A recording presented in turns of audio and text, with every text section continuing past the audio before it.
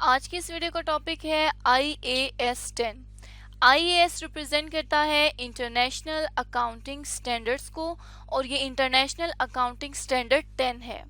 इस स्टैंडर्ड में हम किस चीज़ से डील करते हैं? Events after the statement of financial position date.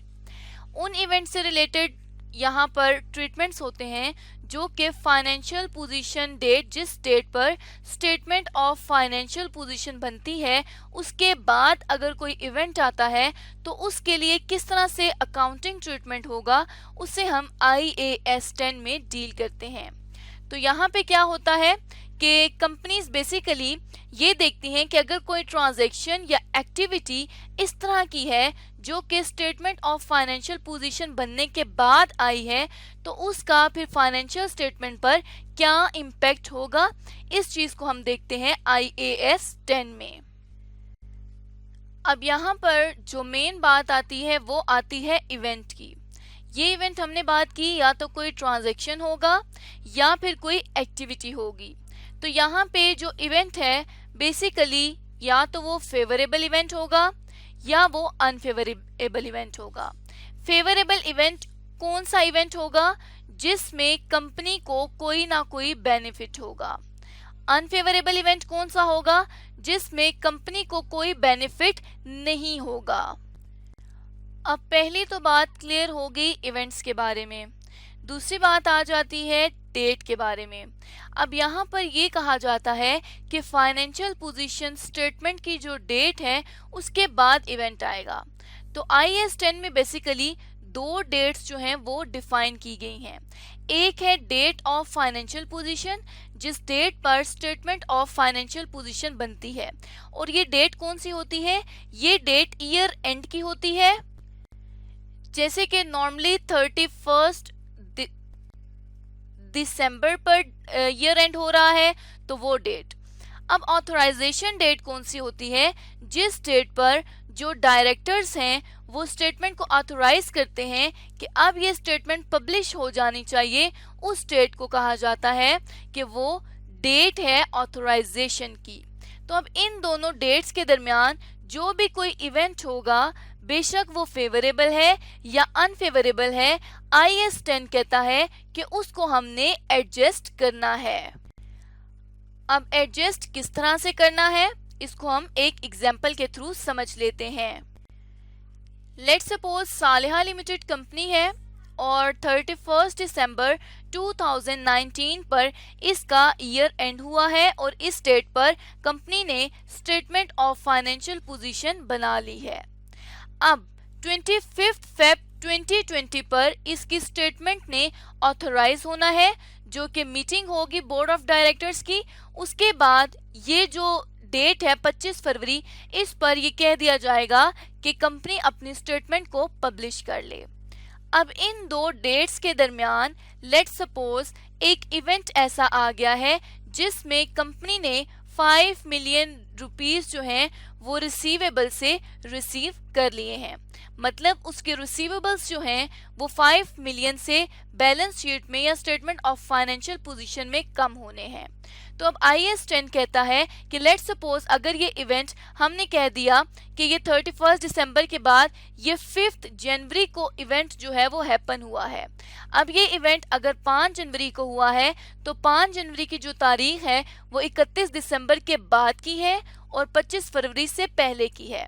तो IAS 10 के मुताबिक आफ्टर ईयर एंड हमने क्या करना है, अगर कोई ट्रांजैक्शन डिस्क्लोज हुई है जिस तरह से ये रिसीवेबल डिस्क्लोज हुआ है, तो इसको एडजस्ट कर लेंगे। अब यहाँ पर ये जो बात होगी ये हमारे पास आ रही है, इवेंट जो है वो रिसीवेबल का है। रिसीवेबल है, कंपनी ने पैसे रिसीव किए हैं, कंपनी को बेनिफिट हो रहा है, तो इस इवेंट को हम कह देंगे कि ये जो इवेंट है ये फेवरेबल इवेंट है। इसी तरह से लेट्स सपोज अब अगर अनफेवरेबल इवेंट की बात की जाए तो वो भी कंपनी एडजस्ट करती है। जिस तरह लेट्स सपोज कि एक फ्लड आ गया, सैलाब आ गया, जिसकी वजह से कंपनी की जो वेयर हाउस में पड़ी हुई इन्वेंट्री है वो 2 मिलियन रुपीस की डैमेज हो जाती है। और कंपनी को 2 मिलियन रुपीस का लॉस जो है वो बियर करना पड़ता है। अब यहाँ पे क्या है कि इन्वेंट्री जो है वो रिड्यूस हो रही है, तो कंपनी के जो करंट एसेट्स हैं बेसिकली वो रिड्यूस हो रहे हैं और एक अच्छी ह्यूज अमाउंट से रिड्यूस हो रहे हैं।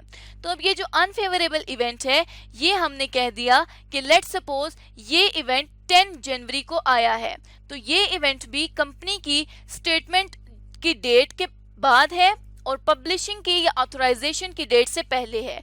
तो मिड में जो इवेंट है वो बेशक फेवरेबल है या अनफेवरेबल है, IAS 10 के मुताबिक हम इसको भी एडजस्ट कर लेंगे। तो इस IAS में जो मेन की पॉइंट आता है वो टाइम का आता है कि किस टाइम कंपनी का जो इवेंट है वो हैपन हुआ है, और हमने क्या करना है कि अगर ये इस टाइम में एडजस्ट नहीं हुआ तो इसको नेक्स्ट एनुअल अकाउंट्स में इसका रिफ्लेक्ट आना चाहिए।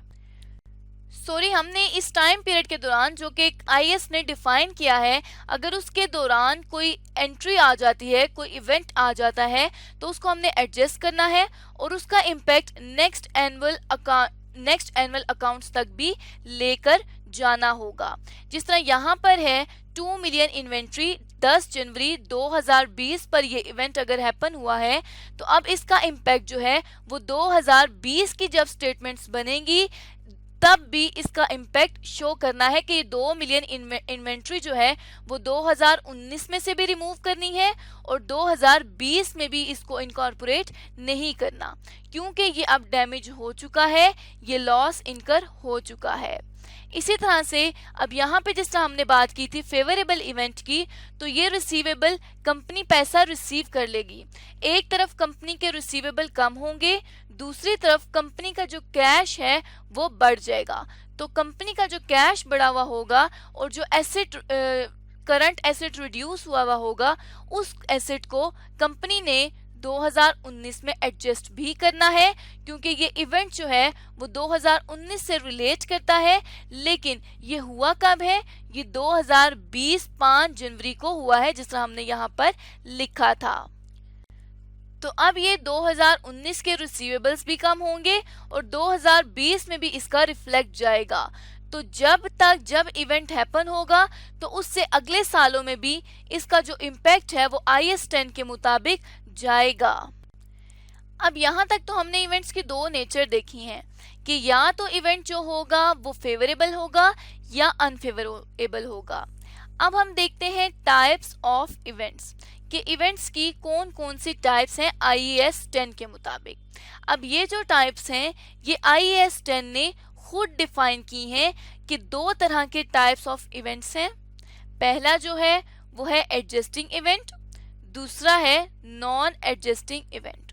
अब यहाँ पे जिस तरह से इनके नेम से शो हो रहा है कि ये दो इवेंट्स में से जो पहला इवेंट है वो एडजस्टिंग इवेंट है, जो इवेंट एडजस्ट हो जाएगा फाइनेंशियल स्टेटमेंट पोजीशन की डेट के बाद हैपन होने पर भी।